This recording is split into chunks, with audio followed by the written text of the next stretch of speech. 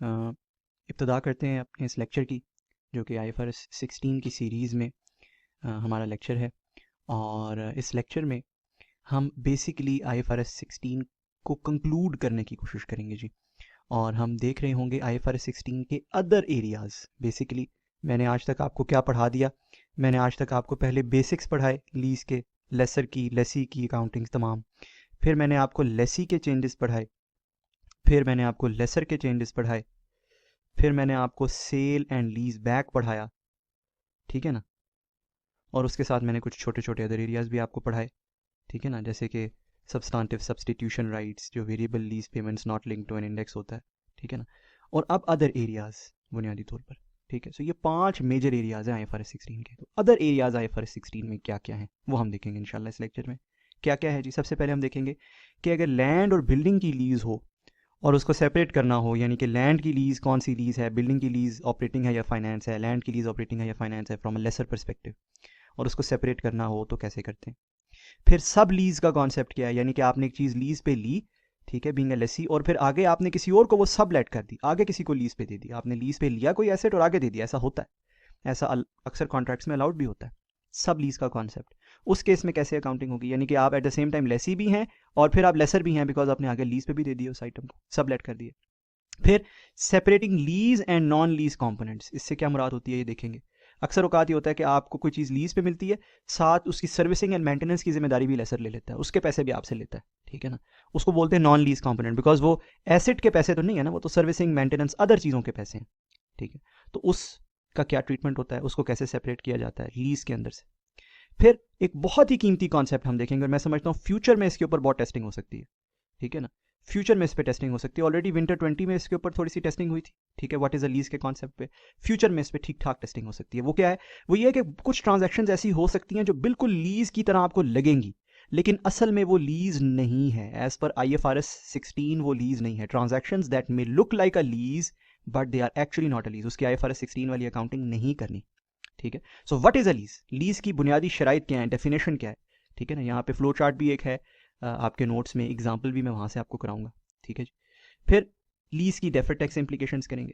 फिर हम डिस्कस करेंगे कि शॉर्ट टर्म लीज का कॉन्सेप्ट क्या है, 1 साल से कम अरसे की lease, and lease of low value assets, बहुत ही मामूली एसेट्स की लीज, इनके हवाले से स्टैंडर्ड की सिंप्लीफाइड रिक्वायरमेंट्स हैं, वो क्या है, ठीक है जी।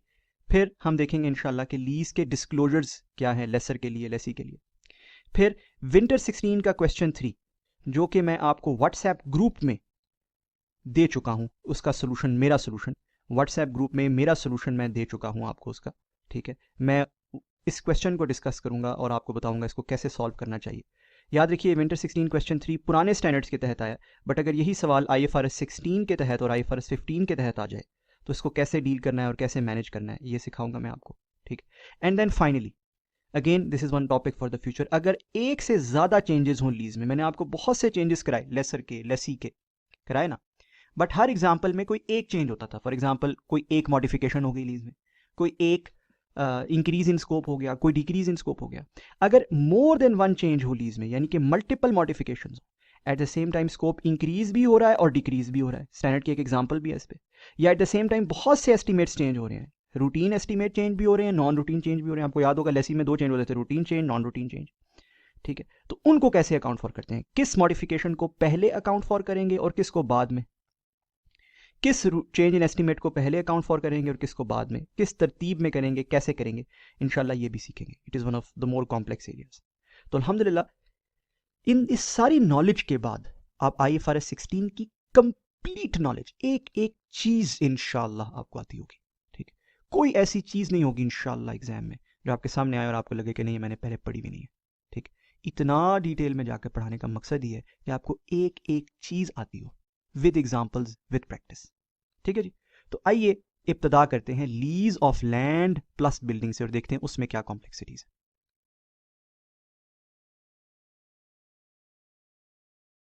पहले हम लैंड की लीज स्टडी कर लेते हैं। लैंड की लीज जो है ना, याद रखें, वो हमेशा from a lessor perspective, obviously lessee के परस्पेक्टिव से तो ऐसी कोई मसला ही नहीं है ना, ऑपरेटिंग है या फाइनेंस है, लेसर के परस्पेक्टिव से वो हमेशा ऑपरेटिंग लीज होती है, ठीक है। सिर्फ 2 सूरतें हैं जिसमें वो फाइनेंस लीज हो सकती है, 2 सूरत हाल है। एक तो ये कि लैंड टेम्परेरी हो, जैसे रिवर या ओशन साइड का लैंड है और वो इरोड हो रहा है, ठीक है, इस टाइप की कोई चीज़ हो। दूसरा ये कि इसमें परचेज ऑप्शन शामिल हो, एक बारगेन परचेज ऑप्शन शामिल हो। Is this clear? दोनों चीजें क्लियर हैं आपको?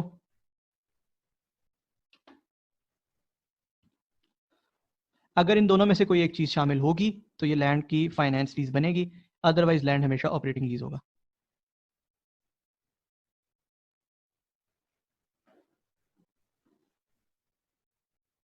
अच्छा जी, दूसरी बात, लैंड तो अक्सर बिल्डिंग के साथ लीज किया जाता है, लैंड तो अकेला लीज ही नहीं किया जाता, लैंड प्लस बिल्डिंग। यार बताया नहीं है टेम्परेरी कैसे होगा। टेम्परेरी की दो बड़ी मिसालें होती हैं जनरली, कहीं पे भी आप किसी से भी पूछो तो। पहला मैंने आपको बताया है कि लैंड जो है वो रिवर बेड पे हो और इरोड हो रहा हो, फर्ज करें, ठीक है। दूसरा ऐसा है कि लैंड जो है वो कोई लैंड डंप साइट हो, कोई वेस्ट मटेरियल साइट हो जिसके बाद लैंड यूजलेस हो जाए, ठीक है, वहां पे कुछ भी ना हो सके। जैसे फॉर एग्जांपल आपको पता होगा कि जो शर्नोबिल में जो लैंड है, जो 1986 का डिजास्टर हुआ था, उसके बाद वो यूक्रेन का एक बहुत बड़ा लैंड का हिस्सा जो है वो बहुत ही ज़्यादा रेडिएशन है उसमें। खैर उसकी वजह से पूरे बुल्गारिया और सारी वो बुल्गारिया कह रहा हूँ, बेलारूस और सारे उस साइड पे भी खैर फैल गई थी रेडिएशन। तो वो एक यूजलेस लैंड है, ठीक है। जाहिर है वहाँ पे अगर रेडिएशन है तो वहाँ पे कोई भी जिंदा नहीं रहना चाहेगा, या वहाँ पे कोई भी रहना नहीं चाहेगा, या वहाँ पे कुछ भी नहीं करना चाहेगा ऑब्वियसली, ठीक है। तो लैंड अगर किसी भी पीरियड के बाद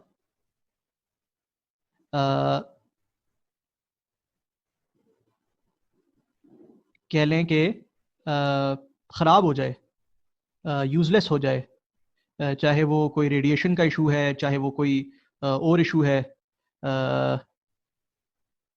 इस टाइप की जो है ना प्रॉब्लम हो जाए, तो वो लैंड भी लिमिटेड लाइफ वाला लैंड होता है, ठीक है। आई होप आपको कोई समझ आ गई है कुछ। लैंड एंड बिल्डिंग अगर दोनों कलेक्टिवली लीज की जा रही हैं तो क्या होगा? इसमें दो सूरत हाल हो सकती हैं जी। पहली सूरत ये हो सकती है कि लैंड एंड बिल्डिंग की जो इंडिपेंडेंट फेयर वैल्यू है, fair value of lease rights, ठीक है, वो बाइफरकेट की जा सकती है, दोनों की या नहीं की जा सकती है, या दूसरा सूरत हाल हो सकती है कि नहीं की जा सकती। मिसाल देता हूँ, फ़र्ज़ करें एक लैंड प्लस बिल्डिंग लीज़ किया गया, और जो लीज़ रेंटल और से लीज़ की टर्म थी 20 ईयर्स, ठीक है जी। जो लीज़ रेंटल डिसाइड किया गया वो था से ₹10 मिलियन पर एनम। अब ये जो लीज़ रेंटल है ये एट्रीब्यूट किया जाएगा between land element and building element. अच्छा, ये कैसे एट्रीब्यूट किया जाएगा? ये एट्रीब्यूट किया जाएगा बेस्ड ऑन के जो आपका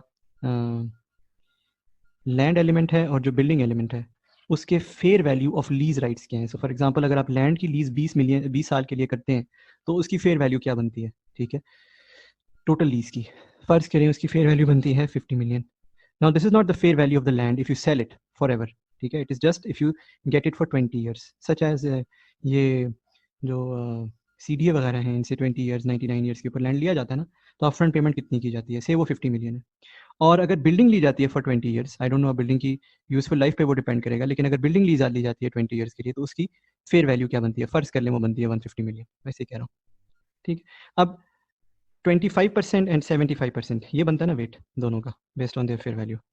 तो जो रेंटल ब्रेक किया जाएगा लैंड की काल के लिए कहा जाएगा 2.5 मिलियन पर एनम दिया जा रहा है, और बिल्डिंग के लिए कहा जाएगा 7.5 मिलियन पर एनम दिया जा रहा है। इज दिस अंडरस्टूड जी या नहीं?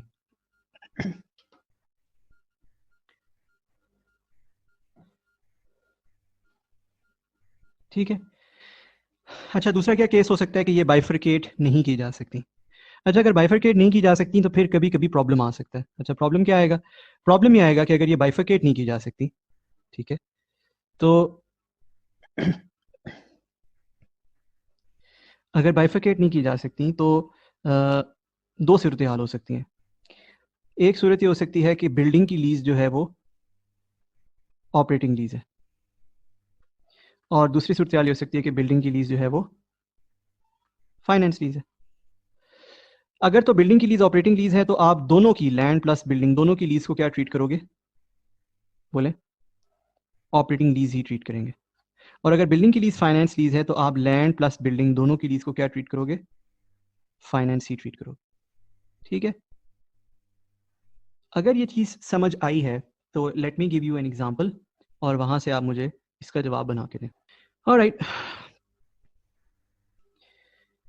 चेक कर लेते हैं आपको कितना आता है कितना नहीं आता है। एक एग्जांपल बनाता हूँ छोटी सी, आपने मुझे इसका जवाब देना है। ए को ने बी को लैंड प्लस बिल्डिंग लीज पे दिया। ठीक है जी, ये जो लीज की गई इसकी मियाद थी 20 ईयर्स। ठीक है जी, ये पहला डेटा आपके पास। दूसरा डेटा ये है कि लीज जो रेंटल डिसाइड हुआ वो डिसाइड हुआ 10 मिलियन पर एनम, और जो रेलिवेंट डिस्काउंट रेट है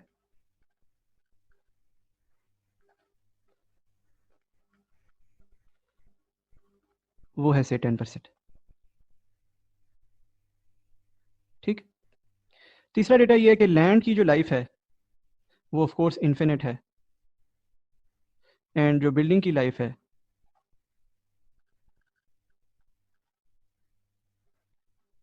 वो 20 ईयर्स है। चौथा ये है कि fair value of land 20 year lease interest. मुझे एक थोड़ी सी मदद करते हैं, मेरी एक छोटी सी मदद करें, मुझे एक नंबर अगर आप बना दें। सो लैंड की जो 20 ईयर की लीज इंटरेस्ट है उसकी फेयर वैल्यू है से 42.5 मिलियन पर एनम, और यहाँ 45 कह देते हैं मिलियन पर एनम।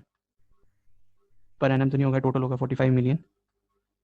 और बिल्डिंग की जो फेयर वैल्यू है ऑफ 20 ईयर्स लीज इंटरेस्ट वो है 40 मिलियन। ठीक है जी, एक आपने मुझे इसके साथ सॉल्व करके देना है, इसको कह देते हैं ए, और एक आपने मुझे इसके साथ सॉल्व करके देना है कि सेपरेट फेयर वैल्यूज अवेलेबल नहीं है, separate fair value of lease interest not available. जी जल्दी से बताएं क्या किया जाएगा? लेसर इसकी अकाउंटिंग, ए को इसकी क्या अकाउंटिंग करेगा? बताएं जी फौरन से, क्या करें? ए में क्या करें जी? ए में क्या करें? ए पार्ट में आप सेपरेट कर लें दोनों पोर्शंस को। ठीक है ना जी, 10 इंटू 45/85 कितना बनता है? 6 बनता है, कितना बनता है सॉरी, बना है 5.3, और 10 इंटू 40/85 इज 4.7 ऑब्वियसली। ठीक है, सबसे पहले आप ये कर लें, ये किससे एसोसिएटेड है? ये लैंड पोर्शन से एसोसिएटेड है। लैंड पोर्शन की आप क्या एंट्री करेंगे? हर साल आप करेंगे बैंक टू इनकम।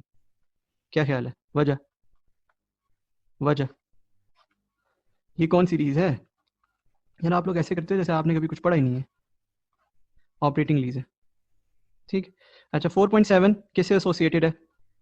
बिल्डिंग से। अच्छा बिल्डिंग की लीज कौन सी लीज होगी आपके ख्याल में? फाइनेंस लीज होगी। अच्छा अगर फाइनेंस लीज होगी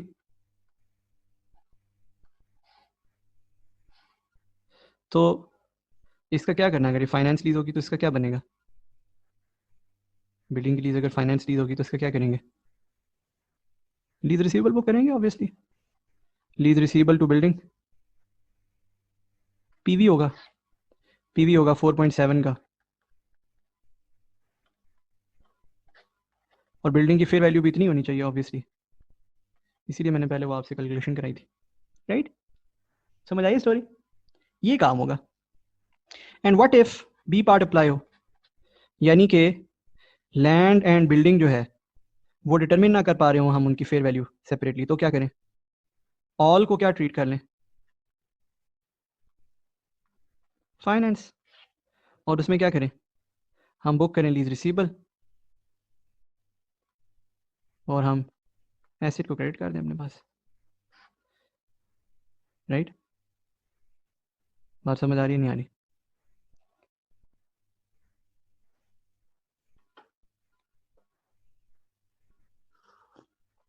याद आपने ये रखना है कि इस लीज में रेजिडुअल वैल्यू के ऊपर आपको एक काफ़ी बड़ा गेन हो सकता है जो अकाउंट फॉर नहीं हुआ हुआ यहाँ पे। क्या होगा at the end of 20 years, gain कैसे आ सकता है? एसेंशियली वजह ये होगी कि at the end of the 20 years when the land comes back to you then there will be a gain. जो रेजिडुअल वैल्यू होगी लैंड की वो काफ़ी भारी भरकम होगी उस टाइम के ऊपर, ठीक है, और वहाँ पे एक गेन आ सकता है। इसलिए आप क्या करते हैं कि आप आज के दिन असेस करते हैं लीज रिसीवेबल रिकॉर्ड करते हुए, सुनिएगा गौर से, लीज रिसीवेबल रिकॉर्ड करते हुए आप आज के दिन असेस करते हैं कि लैंड की रेजिडुअल वैल्यू क्या होगी जो आपको वापस मिलेगी। बात समझ आ रही है? ठीक है, ये ज़रूरी है, ये प्रैक्टिकल पर्सपेक्टिव से ज़रूरी है। सो मेरे पास 10 into 1 minus 1.1 raise to power minus 20 over 0.1, ये बन गया 85, जमा उस वक्त की क्या रेजिडुअल वैल्यू होगी, ये हमें आज असेस करना होगा। ठीक है, ये स्टैंडर्ड में बाय द वे कहीं पे भी नहीं लिखा हुआ, ठीक है, लेकिन मैंने चूंकि ये प्रैक्टिकली होते देखा है अपने सामने, तो प्रैक्टिकली जब ये होता है तो इफेक्टिवली IFRS 16 की इम्प्लीमेंटेशन ये समझी जाएगी कि रेजिडुअल वैल्यू चाहे वो गारंटीड है या अनगारंटीड है, no worries, of land after 20 years assess करनी पड़ेगी। अगर वो फॉर एग्जांपल से 50 मिलियन है तो आप डाल देंगे उसे लीज रिसीवेबल में। बात समझ आ रही है नहीं? ये बात क्लियर हुई है सबको?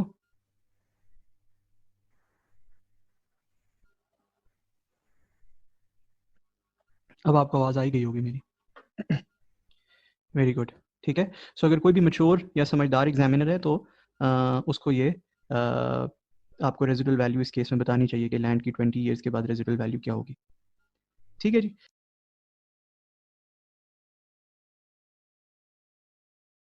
सब लीज के लिए मैं एग्जांपल आपको एक छोटी सी कराता हूँ। ए को ने बी को एक मशीन लीज की, ठीक है जी, मशीन लीज की।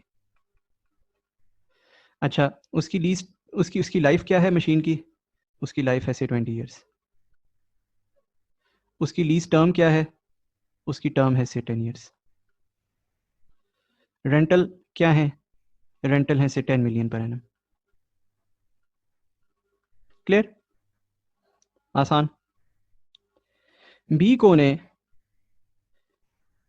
आफ्टर 2 ईयर्स, 2 साल तक मशीन को इस्तेमाल किया, आफ्टर 2 ईयर्स इसे सब लीज कर दिया, आगे किराए पे दे दिया, मतलब खुद भी किराएदार है, आगे किराए पे दे दिया। अब ये जो सब लीज होती है ये जनरली कॉन्ट्रैक्ट में या अलाउड या डिसअलाउड होती है, ठीक है ना। कॉन्ट्रैक्ट में जनरली लिखा होता है, जैसे घरों का कॉन्ट्रैक्ट होता है ना लीज का, तो उसमें लिखा होता है कि जी आप मजीद सब लेट नहीं कर सकते, आप मजीद आगे किसी को किराए पे नहीं दे सकते, ठीक है ना जी।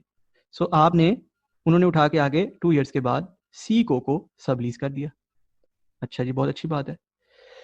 सब लीज किया जी, फर्ज करें for a period of lease term जो उसकी आइडेंटिफाई हुई वो आइडेंटिफाई हुई 8 ईयर्स, ठीक है जी। रेंटल जो रखा गया वो रखा गया फर्ज करें 11 मिलियन पर एनम, ठीक है जी। इस डेट पे, on date of this lease, जो IBR था ऑफ बी को वो था 10%, ठीक है, इस डेट पे, जिस डेट पे ये लीज हुई है। और इस डेट पे जो IRIL बी को का था, ये भी आपसे मैं पूछूंगा, मैंने क्यों दोनों दोनों केसेस में रेट्स डिफरेंट क्यों है, ये भी मैं आपसे पूछूंगा। वो था 10.5%, ठीक है जी।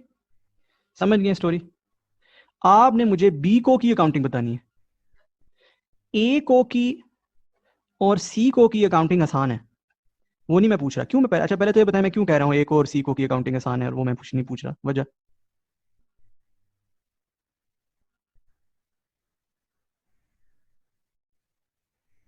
ये लेसर है और इसने सिर्फ लेसर की अकाउंटिंग करनी है, ये लेसी है, इसने सिर्फ लेसी की अकाउंटिंग करनी है। ये जो भाई हैं ये इस लीज में लेसी हैं और इस लीज में लेसर है। बात समझ आ रही है नहीं? राइट, तो ये एट द सेम टाइम दोनों है, इन्होंने दोनों की अकाउंटिंग करनी है। इस लीज में, या इस लीज को कहा जाता है हेड लीज, ये मैंने नहीं रखा जी नाम, ये स्टैंडर्ड ने रखा है, हेड लीज, और इसको कहा जाता है सब लीज। ठीक है जी, इस बंदे को कहा जाता है हेड लेसर, और यहां पे जब ये लेसर के तौर पे एक्ट करता है तो इसे कहते हैं इंटरमीडिएट लेसर।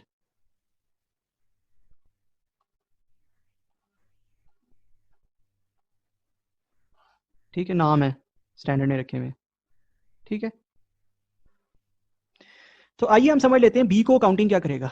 बी को सबसे पहले तो उसके पास लीज एक आई है ना, चीज एक आई लीज पे आई है, 2 साल तक तो उस चीज को इस्तेमाल करता रहा, पहले उसकी काउंटिंग करेगा, जाहिर है ना। आइए जी मुझे बताएं वो क्या काउंटिंग करेगा। वो करेगा R O U asset to lease liability. बताएं कितने से डेबिट क्रेडिट होगा, जल्दी से बताएं जी, पीवी बनवाएं। 10 मिलियन 10 साल 10%, 10 मिलियन 10 साल 10%, 61, गुड जी 61। ठीक है जी, ठीक है, R O U asset to lease liability. अच्छा, फर्स्ट 2 ईयर्स में क्या करेगा, 2 ईयर्स तक इसकी काउंटिंग क्या करेगा, आर ओ यू एसेट को डेप्रिसिएट करता फिरेगा, है ना। 61 माइनस डेप्रिसिएशन कितनी होगी, 12 की, बोले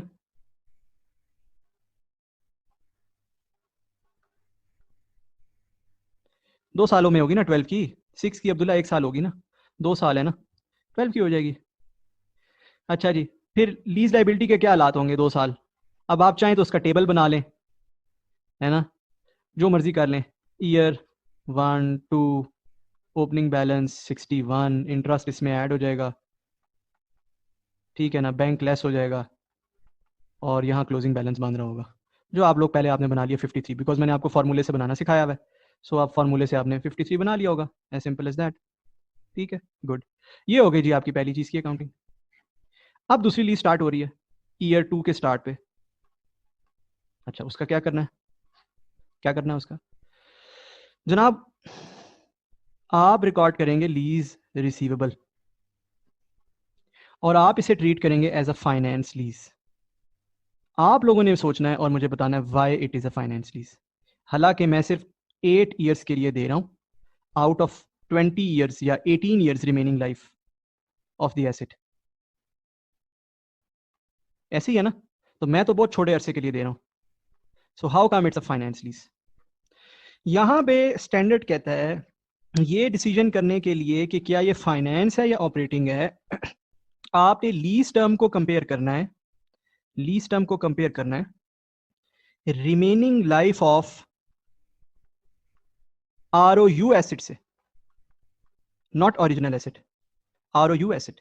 अब लीज टर्म है 8 साल, remaining life of R O U asset is what, 8 years। This mean this is 100%, this is definitely finance lease. क्या ख्याल है, हाँ या ना, ऐसे ही है ना, very good. So lease receivable debit, R O U asset खत्म हो जाएगा ना, R O U asset credit. ठीक, लीज रिसीवेबल बना लेते हैं, कितने से डेबिट होगा, बनाएं जी। लीज रिसीवेबल कितने से डेबिट होगा, 11 मिलियन का रेंटल था, ईयर 3 का स्टार्ट है जी, ईयर 3 का स्टार्ट, ईयर 3 का स्टार्ट, 11 मिलियन का रेंटल था, ठीक है, 10.5% का रेट था, 8 साल की टर्म थी, 10 into 1.105, 8 years over 0.105 is equal to 58। ठीक है जी, 58 का लीज रिसीवेबल बन जाएगा। आर ओ यू एसेट कितना है, 49, और एक गेन आ जाएगा जी पीएनएल में, ये है गेन ऑन सब लीज 9 का। ये गेन बेसिकली पता है क्या इंडिकेट करता है, अगर मैं जस्ट आपके कॉन्सेप्ट क्लियर करूं, ये गेन इंडिकेट करता है difference between fair value and book value of R O U asset. आपका जो आर ओ यू एसेट है ना, उसकी फेयर वैल्यू 58 है, क्योंकि आप लीज रिसीवेबल उस पर बुक कर रहे हैं। वजह क्या है, आई आर आई एल कैसे डिफाइंड होता है, I R I L 10.5%, how is it defined, mathematics please. Fair value जमा आई डी सी, ये होती है PV of L P plus U G R V, इसके इक्वल, इसके इक्वेट करानी होती है ना। तो फेयर वैल्यू आईडीसी तो यहाँ पे कोई है नहीं, पीवी सारी चीज़ों की हमें पता है, वो बन रही है 57.6 या 58, इसका मतलब है फेयर वैल्यू क्या होगी, 58 ही होगी ना, यहीं से 10.5% निकला होगा, क्या ख्याल है ना? तो essentially this is the difference between fair value and book value of the ROU asset, ठीक है, that is booked over here 9 का गेन, ठीक है। और अब यहाँ से ऑनवर्ड्स मैं दो साइमल्टेनियस अकाउंटिंग्स कर रहा हूँ। एक मेरी लीज लाइबिलिटी की अकाउंटिंग जारी और सारी रहेगी, कंटिन्यू करेगी, और दूसरा मैं एक और चीज़ की अकाउंटिंग कर रहा हूँ, किस चीज़ की बोले, लीज रिसीवेबल की। सो मेरे लीज रिसीवेबल का एक टेबल बनेगा फॉर 8 ईयर्स, फॉर 8 ईयर्स। बात क्लियर हो गई, सब लीज समझ आ गई?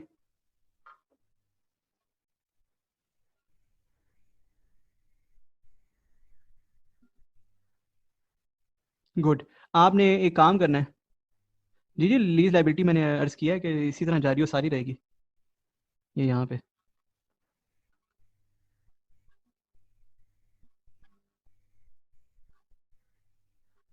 ठीक है जी। एक आप लोगों ने काम करना है, वो ये कि विंटर 17 का एक क्वेश्चन है जिसका सेकंड पार्ट मैंने आपको कराया था, जिसके अंदर मॉडिफिकेशन हो रही थी लीज की। उसका जो फर्स्ट पार्ट है ना, उसी क्वेश्चन का आपके नोट्स में है, उसके फर्स्ट पार्ट में देयर इज अ सब लीज। आपने खुद ही से उसको सॉल्व कर लेना है, मतलब यू विल फाइंड इट हलवा इंशाल्लाह, ठीक है, आपको बिल्कुल हलवा लगेगा। सो आपने वो क्वेश्चन खुद से कर लेना है। डन।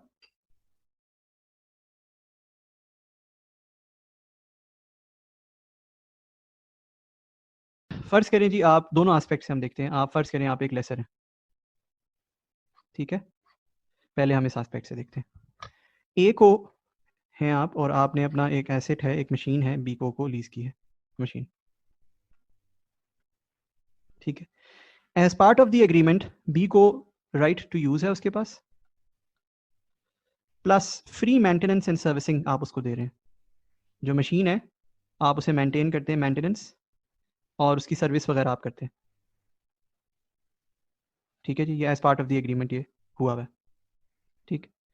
जो लीज रेंटल है वो है से 20 मिलियन पर एनम, ठीक है जी। जो लीज टर्म है वो है 10 ईयर्स, और जो मशीन की लाइफ है वो भी है 10 ईयर्स। Okay good. जनरली अगर बी को ए को सिर्फ राइट टू यूज किसी को दे, सिर्फ राइट टू यूज, तो वो देता है 16 मिलियन पर एनम पे। और अगर सिर्फ मेंटेनेंस एंड सर्विसिंग किसी को दे, मेंटेनेंस एंड सर्विसिंग, तो वो देता है 6 मिलियन पर एनम पे, ठीक है जी, बात समझ आ गई? अगर सिर्फ राइट टू यूज दे तो वो 16 मिलियन पे देता है स्टैंड अलोन, और अगर सिर्फ मेंटेनेंस एंड सर्विसिंग दे तो वो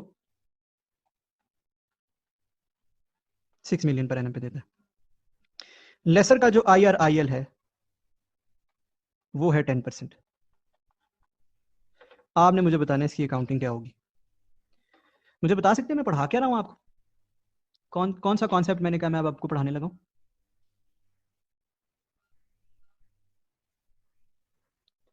lease and non lease components, ठीक है जी, ओके गुड।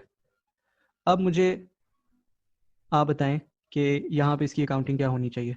आप लेसर हैं जी, आपने अकाउंटिंग करनी है। देखें जी, स्टैंडर्ड कहता है कि आप रेंटल को जो है वो दो हिस्सों में तोड़ेंगे। देख लें जी, इसकी अकाउंटिंग देख लें। पहली चीज़, रेंटल को दो हिस्सों में तोड़ेंगे, lease component, non lease component. Lease component की अकाउंटिंग IFRS 16 के मुताबिक करेंगे, नॉन लीज कंपोनेंट की अकाउंटिंग जो सा भी रेलिवेंट स्टैंडर्ड है उसके मुताबिक करेंगे।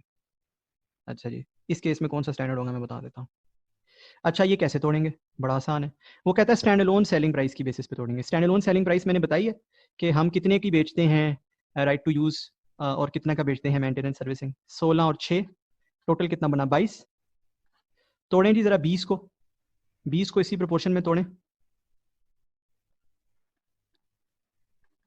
रेंटल को इसी प्रोपोर्शन में तोड़ें। 14.5 एंड 5.5। अच्छा जी, गुड, वेरी गुड, इसी प्रोपोर्शन में हमने तोड़ दिया, ठीक। यहाँ जो 5.5 है वो रिप्रेजेंट क्या कर रहा है, कौन बताएगा मुझे, क्या रिप्रेजेंट कर रहा है?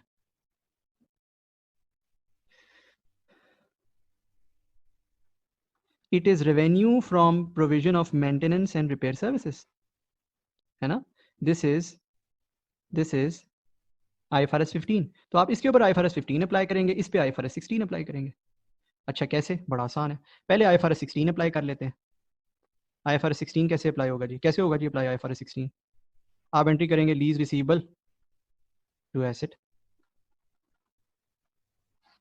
हाँ जी, कैसे होगी? 14.5 का rental into 1 minus 1.1 raise to power minus 10 over 0.1 बनाए जी।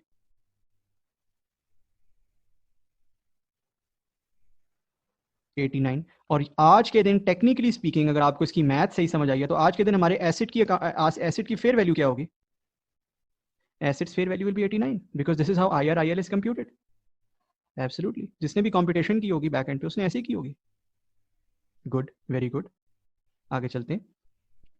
अब इस लीज रिसीवेबल की अकाउंटिंग यार फ्यूचर में क्या करनी है ये कहते हैं तो मैं करा देता हूँ। बड़ा सादा सा है, आप इसका एक टेबल बनाएं।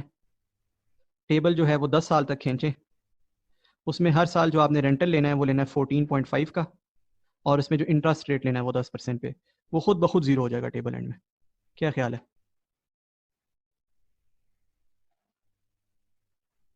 बोलें। गुड। अच्छा जी, फिर हर साल जो 5.5 आपको मिल रहा है आप उसे रेवेन्यू में रिकॉर्ड करते जाएं।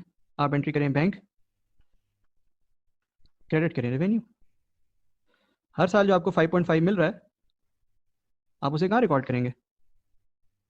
आप रेवेन्यू में रिकॉर्ड करते जाएंगे हर साल का 5.5। बात समझ आ रही है नहीं?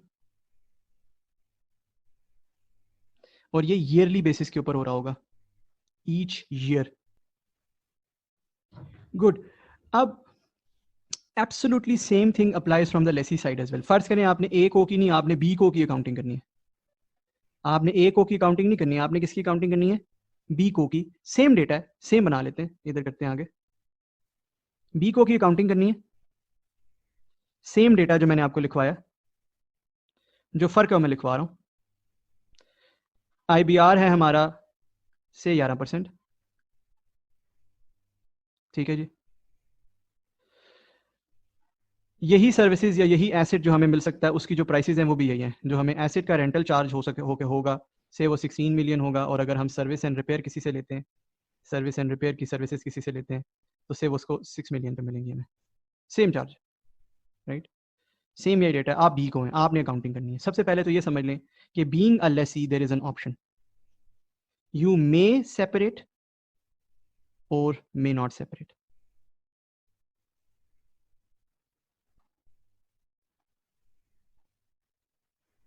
This is the option. You may or may not separate the lease and non-lease components. ठीक है, ये आपके पास चॉइस होती है। ठीक है, ये लेसी के पास चॉइस होती है। ठीक है, और ये चॉइस कैसे ली जाती है? By class of assets.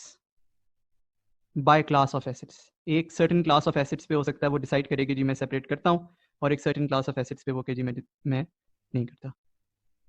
ठीक। अगर तो वो कहे कि मे नॉट सेपरेट, फिर तो गेम ही खत्म होगी, कहानी खत्म हो गई। आपने 20 million into 1 minus 1.11 raise to power minus 10 over 0.11 कितना बनता है जी? ये 11% IBR है हमारा, तो 118 एंट्री कर देगा जी। ROU एसेट टू लाइबिलिटी 118 लें जी, that's it, end of story. अगर तो मैं इलेक्ट कर लेता हूँ I don't want to separate it, if I say I want to separate it, हाँ here we are obviously assuming कि IRIL is unknown to lessee, तभी IBR का कॉन्सेप्ट है ना, ऑब्वियसली। ठीक है। अच्छा, if you want to separate it, again वही चक्कर होगा। 14.5 5.5 जो अभी आपने सेपरेशन मुझे दी भी थी 20, आप 14.5 को लीज में डाल दें, 5.5 को एक्सपेंस में डाल दीजिएगा।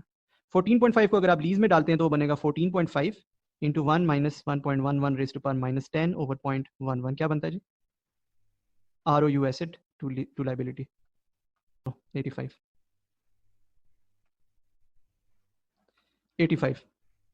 ठीक है, और इस 5.5 का क्या करेंगे? इस 5.5 का क्या करेंगे? इस 5.5 को एक्सपेंस करते रहेंगे, एक्सपेंस टू बैंक। जब भी आएगा हर साल 5.5 विल बी एन एक्सपेंस। तो ये स्टैंडर्ड ने आपको ज़्यादा दी हुई है, आपको एक कुशन दिया हुआ है, आपकी मर्जी है, थोड़ा सा आपको लीवे दिया हुआ है, तो आप जैसे मर्जी करना चाहें। I hope lease and non lease components की अकाउंटिंग भी समझ आ गई। क्लास ऑफ एसेट ये होती है ना, building is one class of asset, machines is one class of asset, plant is one class of asset. तो ऐसे हो सकता है कि जी मैं अपनी सारी बिल्डिंग्स जो मैं लीज पे लेता हूँ उसमें मैं सेपरेट करता हूँ, और जितनी मशीनें लीज पे लेता हूँ उस पर सेपरेट नहीं करता। ये इसको कहते हैं class of asset.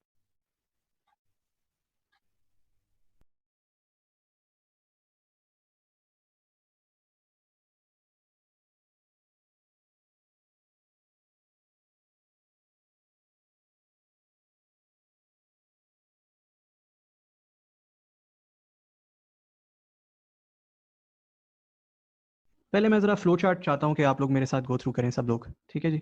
So what is a lease, ये कॉन्सेप्ट हम देखने जा रहे हैं, ठीक है। क्या हर अरेंजमेंट जिसमें एक बंदे का एसेट दूसरी पार्टी इस्तेमाल करती है वो लीज होती है? जवाब है नहीं। फॉर एग्जाम्पल आप ऊबर करीम इस्तेमाल करते हैं, वो भी तो किसी और का एसेट होता है ना। टैक्सी राइड लेते हैं, वो भी किसी और का एसेट होता है ना। क्या वो एक लीज होती है? जवाब है नहीं, राइट। सो एक किसी भी ऐसी सिचुएशन में जहां पे एक पार्टी का एसेट है, लीज की बुनियादी तारीफ मैंने आपको ये बताई थी ना कि एक पार्टी का एसेट है, ये इसको ओन करता है, लेकिन ये इसको यूज करता है, ये एक लीज है, राइट। बट इसकी कुछ टेक्निकलिटीज हैं, कुछ शराइत हैं जो पूरी होंगी तभी वो लीज बनेगी, ठीक है जी।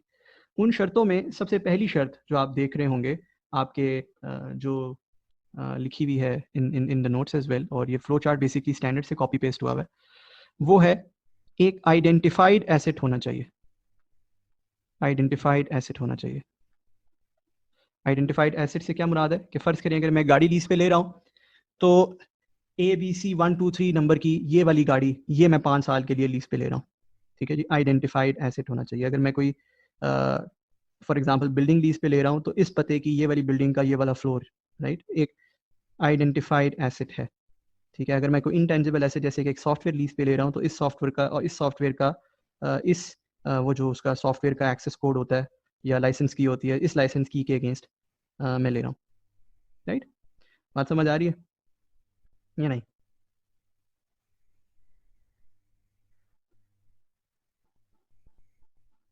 ओके। सो ये पहली शर्त है जी, आइडेंटिफाइड एसेट होना चाहिए। दूसरी शर्त, जो सप्लायर है, अब यहाँ पे हम सप्लायर कह रहे हैं, लेसर नहीं कह रहे, सप्लायर से मुराद है ये पार्टी जो एसेट सप्लाई कर रही है, ठीक है। क्योंकि लेसर इसलिए नहीं कह रहे कि अभी तो हम देख रहे हैं, हो सकता है वो लीज हो सकता है ना हो, ठीक है ना जी। जो सप्लायर है, दे must not have a substantive substitution right। अब सब्सटेंटिव सब्सटीट्यूशन राइट क्या है? बड़ा सादी सी चीज़ है, कोई मुश्किल चीज़ नहीं है। मैं एक गाड़ी ओन करता हूँ, राइट, और ये गाड़ी है फ़र्ज़ करें ABC 1 2 3 नंबर की, ठीक। ये मैंने आपको दे दी लीज के लिए। हाउएवर मैं कभी भी इसी से मिलती जुलती, इसी की वैल्यू या इसी के पावर की इक्वल गाड़ी, इंजन कैपेसिटी के इक्वल गाड़ी, कोई दूसरी गाड़ी से DEF 786 के नंबर की गाड़ी मैं आपको दे सकता हूँ और ये आपसे वापस ले लूँ, ठीक। कॉन्ट्रैक्ट के तहत मेरे पास ये राइट है। इस राइट को कहते हैं सब्सटेंटिव सब्सटीट्यूशन राइट, ठीक है जी, सब्सटेंटिव सब्सटीट्यूशन राइट। और ये सब्सटेंटिव सब्सटीट्यूशन राइट सब्सटेंटिव तब बनता है, मतलब सब्सटेंटिव से मुराद होता है कि एक्चुअली इन सब्सटेंस एक सब्सटीट्यूशन है, जब दोनों चीजें हों। एक तो ये कि मेरी ओनर की, सप्लायर की कैपेबिलिटी भी हो कि मैं सब्सटीट्यूट कर सकता हूँ। पता चले मेरे पास और कोई गाड़ी ही नहीं है तो मैं आपको कहाँ से सब्सटीट्यूट करके दूंगा, गाड़ी एक थी। एंड मुझे इससे कोई इकोनॉमिक बेनिफिट भी होता हो, मैं कोई आपके साथ खाली आपको तंग करने के लिए, छेड़ने के लिए थोड़ी रोज रोज गाड़ियां चेंज कर रहा हूँ, राइट। मुझे इससे कोई इकोनॉमिक बेनिफिट भी होता हो कि मैं आज एक गाड़ी दी, कल दूसरी दी, वो गाड़ी कहीं और भेज दी, राइट। इससे कोई फायदा भी होता हो तभी मैं करूंगा ना, वरना मैं बेवकूफ तो नहीं हूं मैं रोज रोज आपसे वैसी गाड़ी मंगवा के वापस दूसरी देता रहूं, राइट। तो बेसिकली मेरी कैपेबिलिटी भी है और फिर मुझे उसमें कोई फायदा भी है, तभी ये सब्सटेंटिव होगा, तभी मैं ये काम आपके साथ करूंगा। बात समझ आ रही है? Supplier must not have this right. If supplier has this right, this is not a lease. Is this clear? ये स्टैंडर्ड के उसमें क्लियरली नहीं लिखा हुआ, स्टैंडर्ड का जो फ्लो चार्ट बना हुआ है, आप बेशक हाथ से ऐड कर लो या आप बेशक, मतलब आपने समझ तो लिया ये,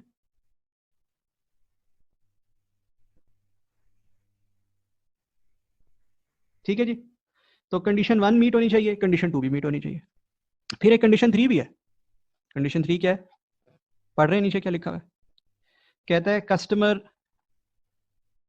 has the right to obtain substantially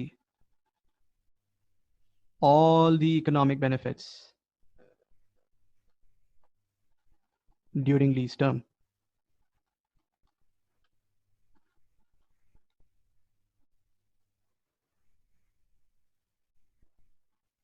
ये भी एक शर्त है। मुराद, मैंने आपको गाड़ी दी ABC 1 2 3, वही गाड़ी है जी, आपने बस वही इस्तेमाल करनी है। बस ये है कि हर शाम को मैं आके गाड़ी ले जाऊंगा।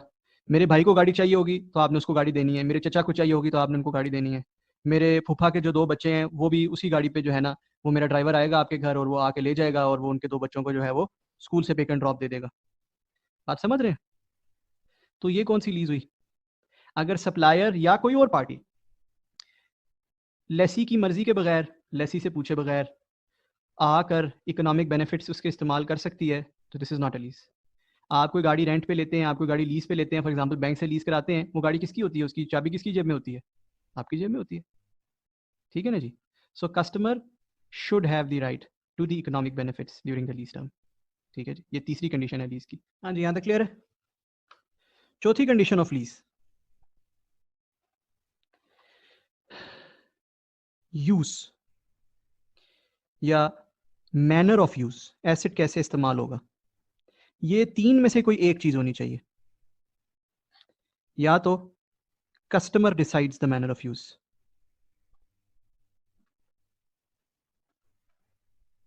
एसेट कैसे इस्तेमाल होगा, मैंने गाड़ी लीज पे लिया है तो वो कब मरी जाएगी, कब इस्लामाबाद जाएगी, कब लाहौर जाएगी, कब वो खड़ी रहेगी, राइट, कब वो तेज चलेगी, कब वो आहिस्ता चलेगी, वो मैं डिसाइड करूंगा। ठीक है जी, customer decides the manner of use. या तो ये हो, या एसेट इज यूज्ड पर an operating procedure and supplier doesn't have right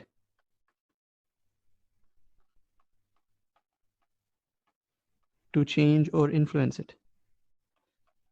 अच्छा, अक्सर एसेट्स होते हैं जैसे मशीनरी वगैरह होती है, प्लांट वगैरह होते हैं, उसका एक तरीका होता है चलाने का, राइट। मतलब उसमें ये नहीं है कि मैं जो है वो जो कोई फैक्ट्री है जो डिज़ाइन ऐसे हुई है कि उसने फॉर एग्जांपल चॉकलेट बनानी है और मैं जाके कहूँ नहीं जी ये मेरी फैक्ट्री है, ये यूरिया बनाएगी, तो वो मैं जो मर्जी कहता रहूँ वहाँ खड़े होकर वो यूरिया नहीं बनानी शुरू कर देगी, वो चॉकलेट ही बनाएगी। और वो एक ख़ास तरीके से डिज़ाइन तो नहीं कहना चाहिए, ख़ास तरीके से ऑपरेट करेगी, राइट। तो बेशक वो ऑपरेटिंग प्रोसीजर फॉलो होता रहे, बट ये नहीं होना चाहिए कि सप्लायर के पास राइट हो, इस बंदे के पास, इस ओनर के पास राइट हो कि वो आए और वो फैक्ट्री फॉर एग्जांपल 4 घंटे के लिए, 8 घंटे के लिए बंद करा सके, 16 घंटे के लिए बंद करा सके, इन्फ्लुएंस कर सके, चेंज कर सके इस ऑपरेटिंग प्रोसीजर को। उसके पास ये इख्तियार नहीं होना चाहिए ड्यूरिंग लीज टर्म। ठीक है, और ये मैं एरोस पता नहीं क्यों लगाई जा रहा हूँ ऐसे बेवकूफ़ों की तरह, ये और है बेसिकली इनके दरमियान। ठीक है, और asset is pre-designed to operate in a specific way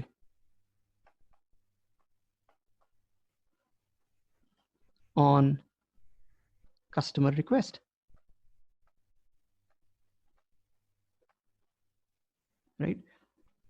for example आप जो है वो किसी से लीज करते हैं बिल्डिंग का फर्नीचर, ठीक है, और फर्नीचर को आप अपने हिसाब से अपनी मर्जी से बनवाते हैं, ठीक है, आपने लीज पे ले लिया उसे, ठीक है। अब वो फर्नीचर जो है वो एक ख़ास तरीके से काम करेगा, एक ख़ास तरीके से यूज़ किया जाएगा, लेकिन उसका जो डिज़ाइन है वो किसने रेकमेंड किया था? हमने रेकमेंड किया था। इन तीनों में से कोई एक भी सिचुएशन हो तो ये समझा जाएगा कि मैनर ऑफ यूज़ जो है वो डिसाइडेड बाय कस्टमर है। तीनों में से कोई एक भी सिचुएशन हो तो समझा जाएगा manner of use decided by कौन है? कस्टमर। और ये चौथी शर्त है लीज की। तो लीज की 4 शर्तें हैं। आइडेंटिफाइड एसेट हो, सप्लायर के पास सब्सटेंटिव सब्स्टिट्यूशन राइट ना हो, कस्टमर के पास इख्तियार हो कि वो इकोनॉमिक बेनिफिट्स कंज्यूम करेगा, और मैनर ऑफ यूज़ जो है वो कस्टमर डिसाइड करे। बात समझ आ गई या नहीं? 4 शर्तें पूरी होंगी तो लीज होगी, otherwise it will be a simple services contract. Services contract में क्या होता है, जिसने सर्विस दी होती है वो हर साल उसका रेवेन्यू बुक करता है, साल दर साल, कोई रिसीबल और लंबा चौड़ा वो नहीं, और जिसने सर्विस ली होती है वो साल दर साल उसका एक्सपेंस बुक करता है। बात समझ आ गई? चलें फिर, अगर समझ आई है तो ये जो एग्जाम्पल है जो मैंने आपसे कही है, इसमें मुझे सारे पार्ट्स में जल्दी से बताएं कि ये लीज, ए जल्दी से मुझे देख के बताएं कि ए क्या है, लीज है या नहीं है? ए क्या है, लीज है या नहीं? Yes, A is a lease. अच्छा जी, बी बताएं। हाँ जी, बी में है लीज। नो, एक शर्त जो है लीज की वो पूरी नहीं हो रही। It's a service contract. जो भी कंसिडरेशन है वो हर साल P&L टू बैंक करती जाएंगे हम अगर लेसी हैं, और अगर लेसर है तो बैंक टू P&L हर साल कंसिडरेशन करते जाएंगे। ठीक। सी, सी बताएं, सी लीज है या नहीं? जी, सी भी लीज नहीं है जी, बिकॉज उसमें मैनर ऑफ यूज कौन डायरेक्ट कर रहा है? सप्लायर डायरेक्ट कर रहा है, ऐसे ही है ना? It is not a lease. D बताएं। D is also a lease. दोनों में से कोई भी नहीं बता रहा वो, बट वो ऑटोमेटिकली बनाया ही ऐसा गया था कि वो यही करेगा जो वो कर रहा है ऑलरेडी। ठीक है, दैट्स अबाउट इट जी, ये इतनी सी बात है। आखिरी छोटा सा टॉपिक है, वो मेरे ख्याल 1 मिनट भी नहीं लगेगा उसमें हमारा।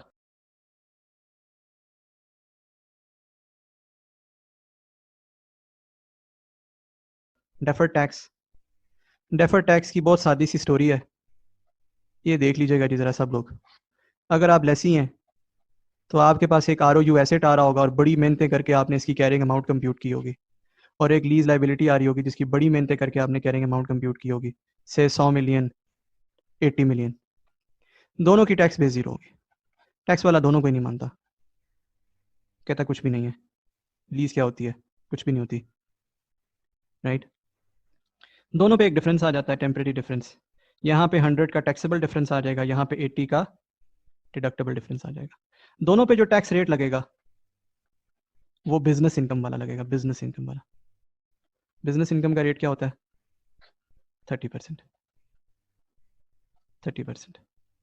तो ये बन जाएगा डेफर्ड टैक्स लाइबिलिटी 30 की, और ये बन जाएगा एसेट 24 का, राइट? इसकी एंट्री कहाँ होगी डेफर्ड टैक्स की? P&L में। सो फर्ज करें जो पहली एंट्री होगी P&L टू DTL 30, दूसरी एंट्री होगी DTL टू P&L 24। नेट जो डेफर्ड टैक्स लाइबिलिटी नजर आ रही होगी वो 6 नजर आ रही होगी। ठीक है, स्ट्रेट फॉरवर्ड से, कोई मुश्किल नहीं है ना? सिमिलरली लेसर भाई के लिए भी लीज रिसीवेबल, उसने क्या किया होता है? लीज रिसीवेबल, लेसर ने जब फाइनेंस लीज की होती है उसने क्या किया होता है? उसने एक लीज रिसीवेबल बुक किया होता है बड़ी कंप्यूटेशंस करके, और जो PPE होता है अपने पास से वो डी रिकग्नाइज किया होता है 0 मिलियन। टैक्स वाला ये कहता है कि इस लीज रिसीवेबल की कोई बुक वैल्यू नहीं है, जबकि इस PPE की बुक वैल्यू है जो भी इसकी टैक्स WDV बनती है। ये PPE अभी भी आपका PPE है, से 60 मिलियन। इसके ऊपर भी सेम टेम्परेरी डिफरेंस आता है, 100, यहाँ पे क्या होगा 100 टैक्सेबल, यहाँ क्या होगा 60 डिडक्टेबल। इसके ऊपर भी वही बिजनेस इनकम की के हिसाब से टैक्स रेट लगता है, और इसके ऊपर भी जो डेफर्ड टैक्स आता है वो कहाँ रिकॉर्ड होता है? P&L में। Simple as that. बात समझे? लेसर ने अगर ऑपरेटिंग लीज की हो तो उसके ऊपर कोई डेफर्ड टैक्स नहीं आता जी, no deferred tax. That is it, इतनी सी बात है।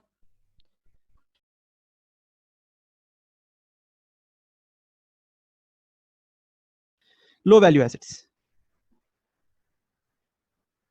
लो वैल्यू एसेट्स छोटे छोटे एसेट्स होते हैं, इनकी लीज अगर 2, 3, 4, 5 साल की भी हो तो उसको उसके लिए बैलेंस शीट पे एसेट रिकॉर्ड नहीं किया जाता। ठीक है, फर्ज करें मैं एक लेसी हूं और मैंने एक वाटर डिस्पेंसर लीज पे लिया। ठीक है, फर्ज कर लें मेरा जो रेवेन्यू है वो क्या कह लें 100 बिलियन है। ठीक है, और जो मेरा प्रॉफिट है वो है से 40 बिलियन, ठीक है। और मैंने एक नहीं, मैं कहता हूँ मैंने 5 वाटर डिस्पेंसर लीज पे लिए, ठीक है। अब वाटर डिस्पेंसर कितने का होता है? 10-15 हज़ार का, तो ये 5 हैं जी 75,000 के। अब इस 75,000 के लिए आपको ROU asset to liability entry करने की जरूरत नहीं है। स्टैंडर्ड कहता है जो भी इसके रेंटल देने हैं वो एनुअल बेसिस पे एक्सपेंस आउट करते जाए, आप एक्सपेंस टू बैंक करते जाए। इन अदर वर्ड्स, जैसे लेसर ऑपरेटिंग लीज की अकाउंटिंग करता है, लेसी भी ऐसी अकाउंटिंग करेगा as if it were an operating lease. Although lessee के लिए कोई लीज ऑपरेटिंग लीज होती नहीं है, but as if it were an operating lease. Is this clear या नहीं? अच्छा जी, इसी तरह जो नेक्स्ट कॉन्सेप्ट है वो भी इसी से मिलता जुलता है, उसे कहते हैं short term lease. Short term lease होती है कोई भी ऐसी लीज जो 1 साल या उससे कम अरसे के लिए हो। अगर लेसी कोई भी आइटम 1 साल या उससे कम अरसे के लिए लेता है तो वो बिल्कुल ऐसी उसकी अकाउंटिंग करता है as if it were an operating lease, यानी कि जब जब उसके रेंटल पे करता है वो एक्सपेंस टू बैंक कर देता है। अगेन उसके लिए वो ROU एसेट रिकॉर्ड नहीं करता। Is this clear?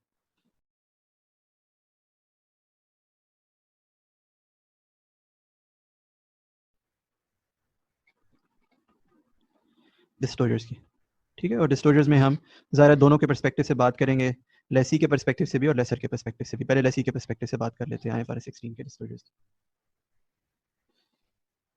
अच्छा, दो चीज़ें आपने जहन में रखनी है फ्रॉम IFRS 16 पर्सपेक्टिव। पहली चीज़ तो ये है कि IFRS 16 सारे के सारे डिस्क्लोजर्स खुद नहीं बताता। कुछ डिस्क्लोजर्स में ये रेफर करता है IFRS 7 को, नंबर 1। नंबर 2 ये कि IFRS 16 एक जदीद स्टैंडर्ड है। कौन सा स्टैंडर्ड है? जदीद स्टैंडर्ड। जदीद स्टैंडर्ड्स में IFRS 15, 16, 17, IFRS 9, ये सारे जो स्टैंडर्ड्स हैं ना, इन सब में डिस्क्लोजर्स जो हैं वो एग्जॉस्टिव लिस्ट की फॉर्म में नहीं है। वो सब सिर्फ रिकमेंडेशंस हैं। आप चाहें तो आप उससे ज्यादा चीजें भी डिस्क्लोज कर सकते हैं, ठीक है। अच्छा, लेसी ने क्या क्या डिस्क्लोज करना होता है वो मैं आपको जरा क्विकली बताता जाता हूँ, ठीक है। लेसी ने स्टैंडर्ड के मुताबिक डेप्रिसिएशन एक्सपेंस रिपोर्ट करना होता है, ठीक है। ये notes to the financial statements में ही आ जाता है, ठीक है। कोई लीज का खास नोट बनाने की इसकी जरूरत नहीं है। इसी तरह इंटरेस्ट एक्सपेंस, पता है ना लेसी के पास इंटरेस्ट एक्सपेंस आ रहा होता है ना, ठीक है। ये रिपोर्ट करना होता है। शॉर्ट टर्म लीज या लो वैल्यू एसेट लीज का जो भी एक्सपेंस है वो रिपोर्ट करना होता है। इसके लिए भी कोई खास नोट बनाने की जरूरत नहीं है। Expense for lease payments not linked to an index, याद है या नहीं? नॉट लिंक्ड टू इंडेक्स कैसे करते थे इसकी अकाउंटिंग?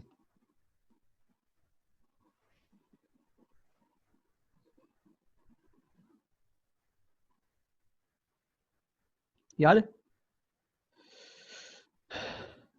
ये सेपरेटली रिपोर्ट करना होता है, ठीक है जी।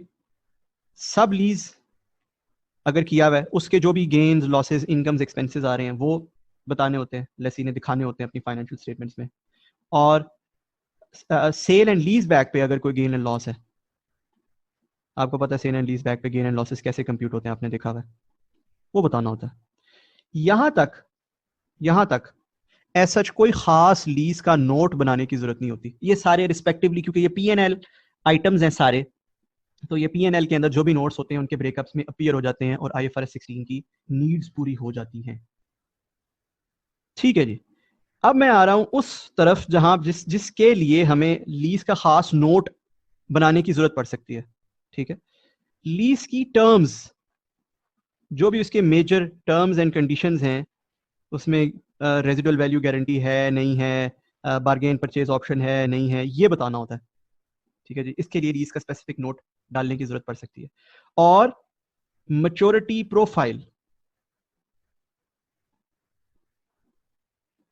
इन अकॉर्डेंस विद IFRS 7, ये बतानी होती है। अब ये maturity profile in accordance with IFRS 7 क्या होती है ये मैं आपको क्विकली बता देता हूं। IFRS 7 ये कहता है कि आपकी जितनी भी लाइबिलिटीज हैं, फर्ज करें मेरी लीज लाइबिलिटी है टोटल ईयर एंड के ऊपर 100 मिलियन की। ठीक है जी। IFRS 7 ये कहता है आप इसका मेच्योरिटी प्रोफाइल दें, यानी कि 0 to 12 मंथ्स में फॉर एग्जांपल कितनी है ड्यू, इसमें से कितनी पेमेंट 0 to 12 मंथ्स में होनी है। ठीक है, फिर 1 to से 3 ईयर्स में कितनी है, 5 to से 7 ईयर्स में कितनी है, या सॉरी 3 to 5 ईयर्स में, पहले 3 to 5 कर लेते हैं, 3 to 5 ईयर्स में कितनी है, और से 5 ईयर प्लस कितनी है, ऐसे कर लेते हैं। अच्छा, ये जो सारे ब्रैकेट्स हैं ये IFRS 7 ने नहीं बताए हुए। IFRS 7 कहता है हर कंपनी अपने ब्रैकेट्स खुद बनाएगी जो उसको पसंद है। ठीक है, और इस तरह से इन लीज पेमेंट्स को रिफ्लेक्ट कर दिया जाता है। ठीक है, सो यहाँ पे से अगले जो 12 महीने में ड्यू है उसकी प्रेजेंट वैल्यू, सारी प्रेजेंट वैल्यूज होंगी, क्योंकि ये आपको पता है ये 100 प्रेजेंट वैल्यू है। ठीक है, उसकी प्रेजेंट वैल्यू होगी से 15, इसकी प्रेजेंट वैल्यू है से 35, इसकी प्रेजेंट वैल्यू है से 60 नहीं करते, इसको 50 कर देते हैं या 40 कर देते हैं, और इसकी प्रेजेंट वैल्यू है से 10। ठीक है, सो इस तरह से एक मैच्योरिटी प्रोफाइल बना के दिखाई जाती है। एक लेसी ने एक बिल्डिंग लीज पे ली। ठीक है, बिल्डिंग लीज पे ली, उसका IBR था 10%, रेंटल जो हैं वो हैं 10 मिलियन पर एनम, टर्म जो है वो है 10 ईयर्स। ठीक है, एंड ऑफ ईयर 1 पे आप मुझे उसकी मैच्योरिटी प्रोफाइल बना के दें, मैच्योरिटी प्रोफाइल।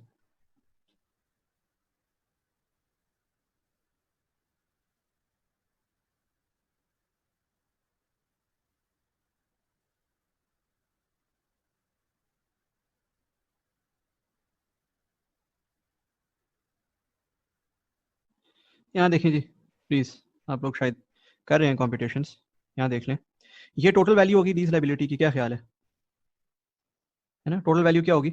ये होगी ना जो मैंने बनाई है 10 और ये वाला सारा फार्मूला लगा के, क्या बनती है ये 58 पॉइंट क्या, चलें 58 ही कर देते हैं, छोड़ें 58 ही कर देते हैं। अच्छा, फिर हम इसमें ये लगा लेते हैं ब्रैकेट 0 to 12 मंथ्स, और जो मैंने पहले लगाए हैं ब्रैकेट्स, ऑल दो मैंने आपसे कहा स्टैंडर्ड ने कोई ब्रैकेट्स नहीं बताए। तो 0 to 12 months next year payment होनी है 10 की, 10 divided by 1.1 raise to power 1, है ना, 9 बनता है। अच्छा, फिर 1 to 3 ईयर्स, अच्छा 1 to 3 ईयर्स में दो पेमेंट्स होनी है, एक 10 की और एक और 10 की, 1.12 1.13 के हिसाब से, तो ये बनता है 16। अच्छा, फिर 3 to 5 ईयर्स, इसमें मज़ीद दो पेमेंट्स होनी है यहाँ पे,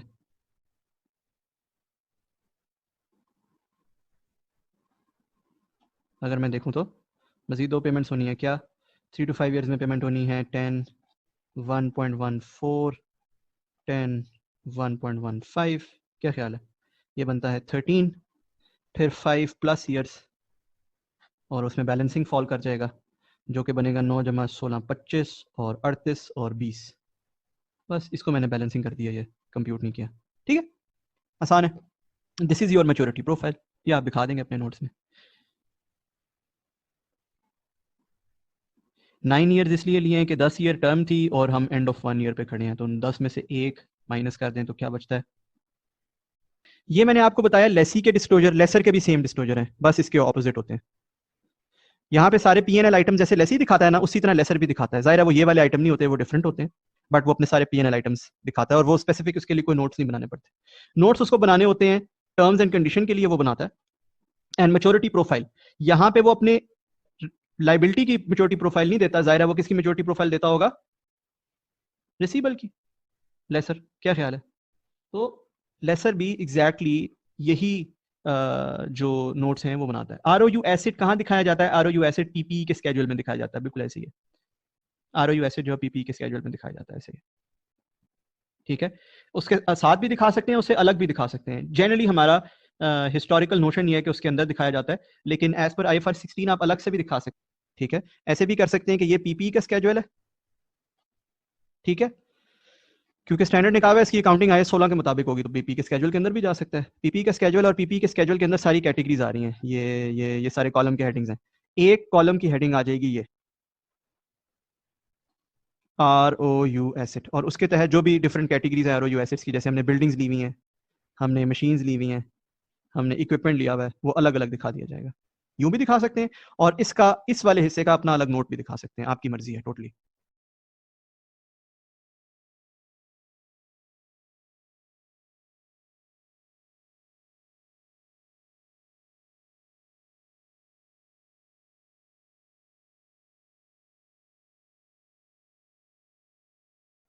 ये है आपके नोट्स में आ रहा है as example number 9, winter 16 question 3, as example number 9। ठीक है, IFRS 16 की जो एग्जाम्पल्स है ना, उसमें एग्जाम्पल 9 है जी। सबको मिल गई? पढ़ते हैं जरा सब मिलके। कहता है 1 जुलाई 2014 पे, 1 जुलाई 2014 पे टीएल ने अपनी प्रॉपर्टी बेची एसबीएल को। एसबीएल को कोई प्रॉपर्टी है, वो बेची, ठीक है, 600 मिलियन रुपए की। और द नेट कैरिंग अमाउंट, उसकी कैरिंग अमाउंट और मार्केट वैल्यू जो है वो 240 million and 800 million, market value 800 million थी उस दिन। अच्छा, कहता है रिमेनिंग यूजफुल लाइफ जो थी उसकी वो 15 ईयर्स थी। ठीक है, कहता है TL continues to occupy the property. तो प्रॉपर्टी की ऑक्यूपेशन अभी भी किसके पास है? टीएल के पास है। इसका मतलब है इसने वापस इसको इख्तियार दे दिया कि आप ऑक्यूपाई कर लें। ठीक है, ऑक्यूपाई अभी अभी भी हम कर रहे हैं। अच्छा, आगे क्या कहता है? कहता है टीएल 90 मिलियन का रेंट भी दे रहा है। रेंट कितना दे रहा है? 90 मिलियन पर एनम। अच्छा, यहां तक इसको देखें तो ये बजाहिर क्या नजर आता है? सेल एंड लीज बैक, हाँ या ना बोले, क्या ख्याल है? यहां तक इसको देखें सवाल को तो क्या नजर आता है? ये क्या है? सेल एंड लीज बैक है, बोले, है ना?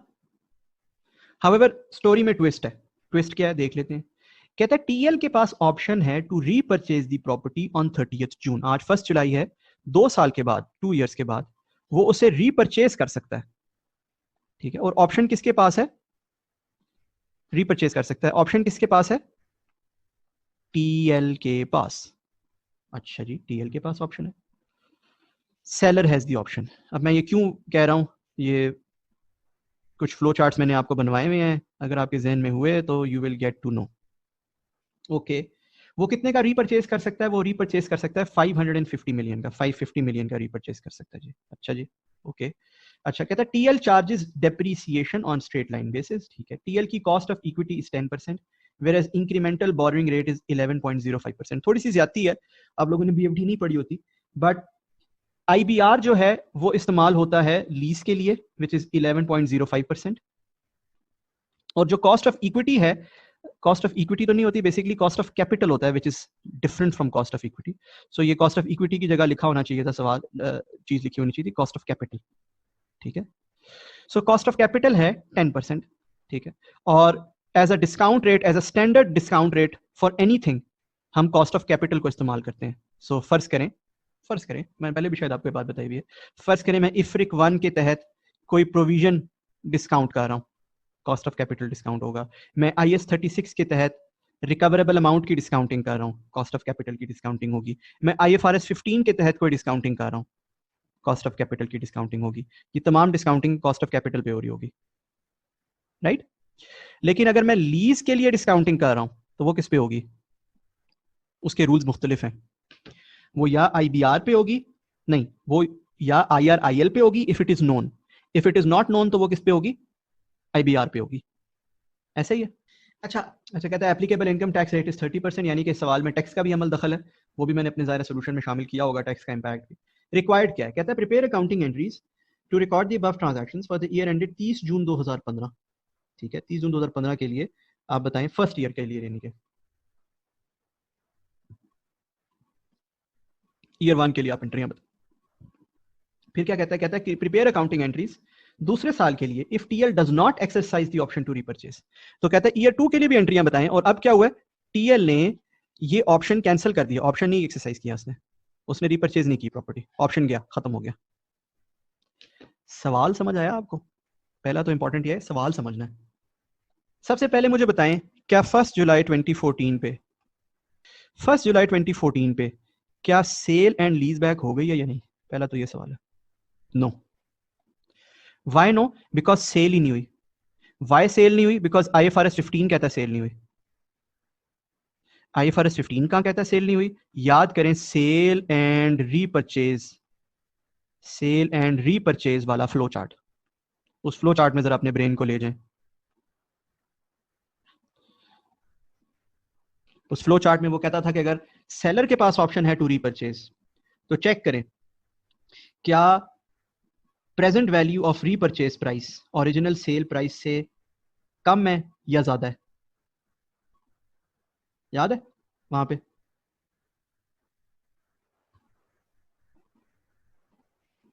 है ना? और दोनों ही केसेस में कम हो या ज्यादा हो, है ना, दोनों ही केसेस में कहा यह जाता था कि essentially essentially it will not be, it will not be a sale, है ना, इफ यू रिमेंबर। अच्छा, फिर क्वेश्चन है, नेक्स्ट क्वेश्चन, क्या 30 जून 2016 को सेल एंड लीज बैक हो गया?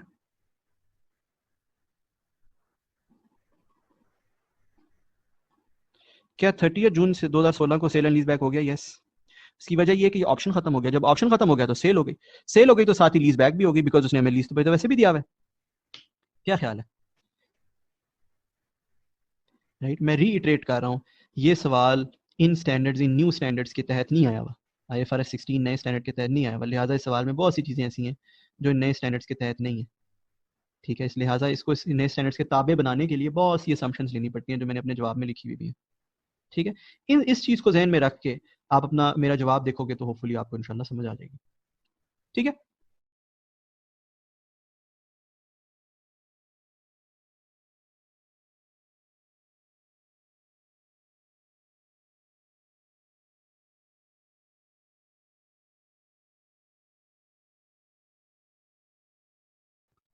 सो मोर देन वन चेंज की एग्जांपल्स कर लेते हैं, कोई ऐसी रॉकेट साइंस नहीं है।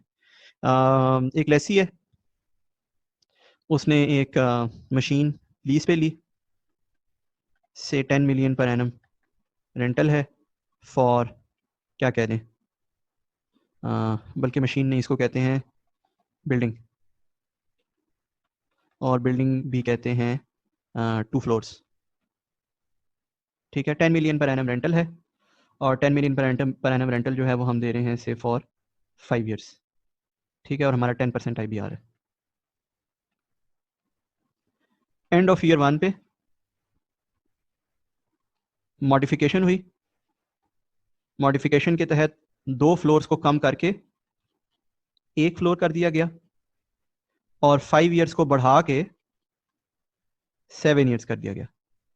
ठीक है, जो लीज रेंटल्स हैं, रिवाइज्ड लीज रेंटल्स को 10 मिलियन से चेंज करके 6 मिलियन पर एनम कर दिया गया।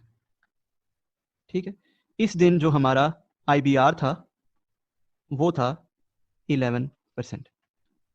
सो यहाँ पे अकाउंटिंग क्या करनी है, बड़ी सादी है, स्कोप में डिक्रीज भी है, स्कोप में इंक्रीज भी है, दोनों है ना, दोनों है, कोई ऐसी बड़ी साइंस नहीं है, रॉकेट साइंस नहीं है कोई। ठीक है, अच्छा जल्दी से कर लेते हैं। जब स्कोप में डिक्रीज भी और इंक्रीज भी हो तो याद रखें सीक्वेंस ये होता है, और ये स्टैंडर्ड ने खुद ही सीक्वेंस बताया हुआ है कि पहले डिक्रीज की अकाउंटिंग करें फिर इंक्रीज की अकाउंटिंग करें। सीक्वेंस याद रखना है बस, स्टैंडर्ड ने खुद सीक्वेंस बताया हुआ है। ठीक है, अगर आप ये सीक्वेंस याद रखेंगे तो आपके लिए कुछ सीखना या उसकी कोई जरूरत ही नहीं है, मतलब it's just the sequence that you need to know. So पहले मैंने डिक्रीज की अकाउंटिंग करनी है, मैं बना लेता हूँ मेरी लाइबिलिटी कितनी होगी और मेरा एसेट कितना होगा। मेरी लाइबिलिटी होगी, पहले साल के एंड की बात कर रहे हैं, 10 × 1.1 ये मेरी लाइबिलिटी होगी, और मेरा एसेट होगा,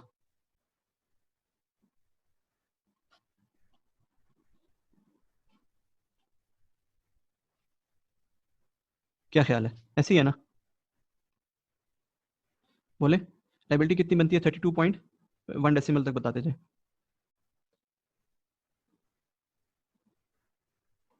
25.6 है ना, और एसेट कितना बनता है?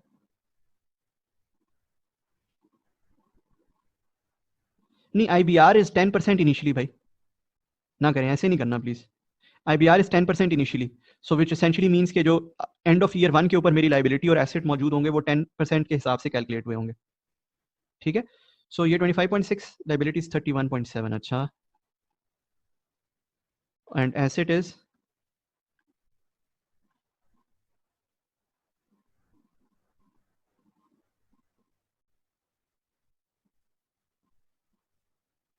हाउ मच, 25.4, ओके, ठीक है, फाइन, ठीक है। इसमें कोई क्वेश्चन है किसी का? बेसिकली मैंने एसेट ये किया कि डे 1 पे एसेट कितना बनेगा वो बना लिया, और फिर उसको 4/5 कर लिया, क्योंकि वो एक साल डेप्रीसिएट हो गया होगा। अगर आप टेबल से और जर्नल्स के थ्रू सारा कुछ करके बनाओगे तब भी यही वैल्यूज बनेंगी ऑब्वियसली।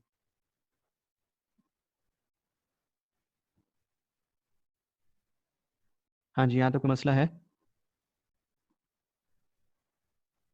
अच्छा चलें जी, एसेट बदल गया जी।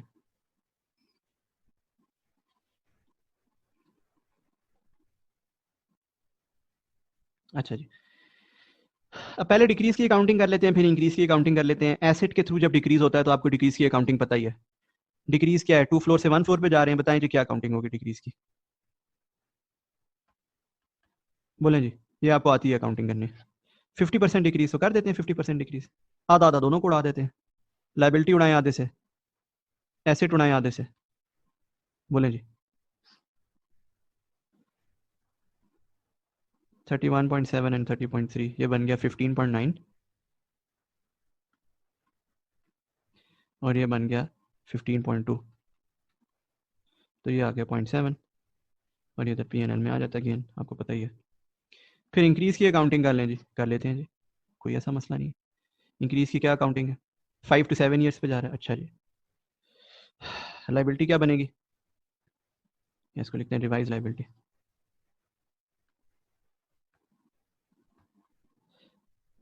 रिवाइज लाइबिलिटी बनेगी 6 into 1 minus 1.1 raise to power minus 6 over 0.1, बोले 1 सॉरी 1 बोले।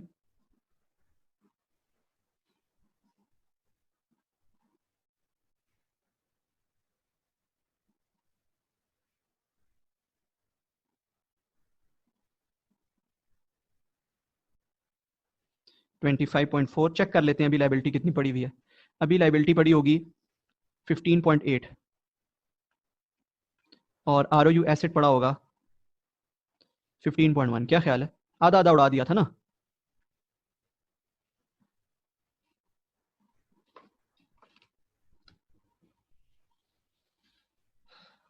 आधा आधा उड़ा दिया था, तो ये पड़ा होगा। अब लाइबिलिटी को बढ़ा के 25.4 पे लेके जाना है, तो बढ़ा देते हैं लाइबिलिटी 25.4 पे ले जाए, बताएं जी कैसे जाएगी 25.4 पे? 7 ही है ना, वो एक गुजर गया तो पीछे 6 बचे। आसिफ बिलाल भाई, 7 में से एक जाए तो कितने बचते हैं पीछे?